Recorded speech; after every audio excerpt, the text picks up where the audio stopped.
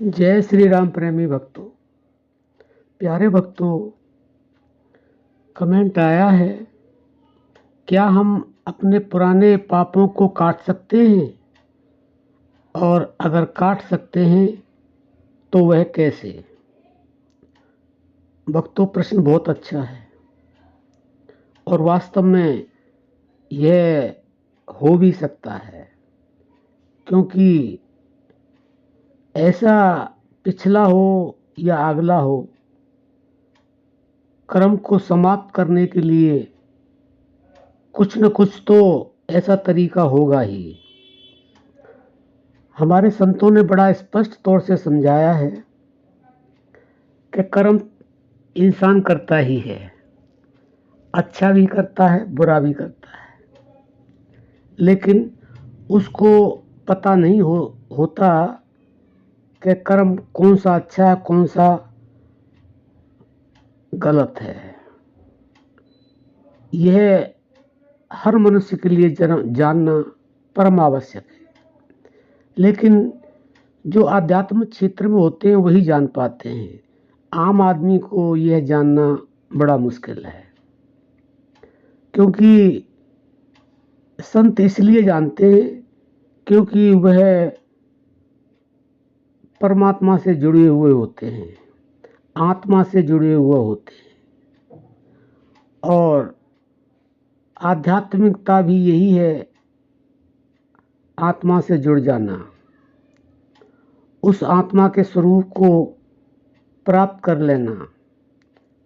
तो जो संत या भक्त साधक इस तरह के होते हैं, वह अपने जो पुराने पाप होते हैं वास्तव में उन्हें नष्ट कर देते हैं और आगे वह करते ही नहीं हैं। लेकिन ऐसा जब सबके लिए संभव नहीं है, तो एक आम इंसान के लिए कैसे संभव होगा। देखिए भक्तों, सभी जानते हैं कुछ करने के लिए, कुछ पाने के लिए कुछ करना तो पड़ता ही है, कुछ पाने के लिए कुछ खोना भी पड़ता है। लेकिन ज़्यादातर लोग यह मानते नहीं हैं, और जो मान लेते हैं वास्तव में ही उनके पाप कर्म भस्म हो जाते हैं। और जो दुख मिलता है हमें, वो पाप कर्मों के द्वारा ही मिलता है। जब पाप कर्म भस्म हो जाते हैं, समाप्त हो जाते हैं, तो पुण्य कर्म उदय हो जाते हैं। और जब पुण्य कर्म उदय होते हैं तो हमें सुख की प्राप्ति होती है।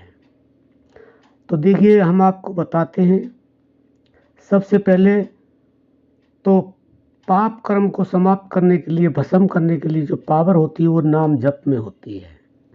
जो गुरु के ज्ञान के अनुसार उस ज्ञान को प्राप्त करके और जो प्राण जप करते हैं और निरंतर करते हैं, तो उनके जो पाप हैं वह भस्म होने शुरू हो जाते हैं। और जब हमारी नाम जप में निरंतरता के साथ साथ एकाग्रता आती है, तो हमारे पाप भस्म हो जाते हैं। पहला तो यह है। और दूसरा यह है कि अगर आप नहीं जानते हैं, तो जैसे ही आपने अपना कोई गुरु धारण किया, उस पर विश्वास किया, श्रद्धा की, तो अगर आपसे कम हो पा रहा है या नहीं हो पा रहा है, तो गुरु के पास जाकर के क्षमा याचना करें और उनसे इस तरह से गिड़गिड़ाएं जैसे एक मछली बिना पानी के तड़पती है, इस तरह से गिड़गिड़ाएं उनके सामने। तो वो है आपकी बात ज़रूर सुनेंगे। और जब वो आपकी बात सुनेंगे, और वो तो आत्मा से जुड़े हुए होते हैं, उन्हें तो परमात्मा का साक्षात्कार होता है, उनके पास बहुत पावर होती है, क्योंकि भक्त और भगवान में कोई अंतर नहीं होता। संत और परमात्मा में कोई अंतर नहीं होता, दोनों एक ही हैं। साधु साहब एक हैं, तो इन दोनों को एक ही समझा गया है। तो गुरु के साथ जब आप गिड़गिड़ाएंगे और वो आपकी वेदना को सुनेंगे, समझेंगे, तो वह आगे परमात्मा के साथ सामने आपकी अर्जी लगा देंगे कि हे परमात्मा, इस जीव को आप क्षमा करें, इनके पापों को भस्म करने का इनको ऐसा साधन दें ताकि ज़्यादा न करके थोड़ा ही करें, ताकि इनका जो पाप कर्म है वह नष्ट हो जाए और ये जो दुखी रहते हैं यह दुख इनका सुख में परिवर्तन हो जाए। तो बंधुओं, आप इनमें से कोई भी कार्य करें, लेकिन निष्ठा के साथ करें, विश्वास के साथ करें, श्रद्धा के साथ करें, तो वास्तव में ही आपके पुराने जो पाप हैं वह बिल्कुल समाप्त हो जाएंगे। और जो हमने पहले बताया कि पाप से ही हमें दुख मिलता है, तो पाप समाप्त होते ही आपके पुण्य उदय हो जाएंगे और सुख आपको मिलने लगेगा।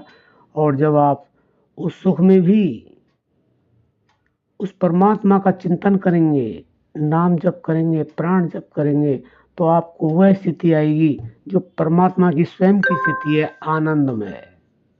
तो आशा करते हैं आप समझ गए होंगे। ऐसा आप अवश्य करेंगे, क्योंकि ये फायदे का ही काम है, इसमें घाटा तो तिल मात्र है ही नहीं। अब हम अपनी वाणी को विराम देते हैं। जय श्री राम।